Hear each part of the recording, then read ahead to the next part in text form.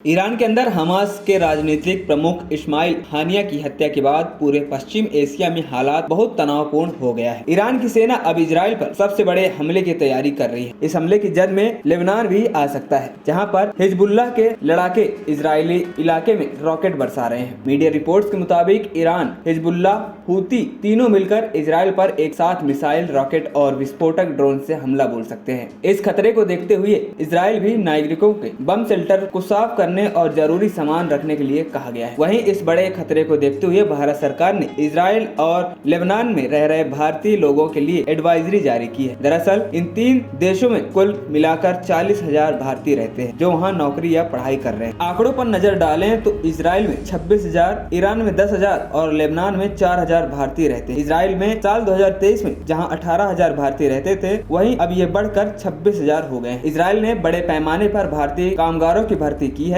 इस वजह से यह तादाद लगातार बढ़ती जा रही है। लेबनान हिजबुल्लाह कमांडर से लेकर ईरान तक एक के बाद एक हाई प्रोफाइल लोगों की हत्या से भारत की सुरक्षा एजेंसियों में भी हरकत साफ देखी जा रही है। इजराइल में अब भारतीय नागरिकों की सुरक्षा की समीक्षा की जा रही है। यही नहीं, भारत में सभी राज्यों के पुलिस प्रमुखों को इजरायली नागरिकों और यहूदियों की सुरक्षा बढ़ाने का निर्देश दिया गया है। इस रिपोर्ट में बताया गया कि इजराइल की राजधानी तेल अवीव में अमेरिका के दूतावास को भी ड्रोन से निशाना साधा गया था। इस हमले में एक आम नागरिक की मौत हो गई। साल 2021 में इजराइल के नई दिल्ली स्थित दूतावास के पास क्रूड बम का एक विस्फोट हुआ था। 26 दिसंबर 2023 को इजराइल दूतावास के पास भी एक और धमाका हुआ था। इन हमलों के पीछे ईरानी गुटों की आशंका जताई जा रही थी, लेकिन इसकी पुष्टि नहीं हो पाई थी। वहीं ईरान के जवाबी हमले के डर से भारत की एयर इंडिया ने इजराइल को जाने वाली सभी उड़ानों को 8 अगस्त तक रद्द कर दिया है। एयर इंडिया ने कहा कि वह लगातार मिडिल ईस्ट के हालात पर नजर रखे हुए है। वहीं इजराइल में भारतीय दूतावास ने वहां रह रहे सभी भारतीयों से अपील की है कि वे सतर्क रहें और इलाके में तनावपूर्ण हालात को देखते हुए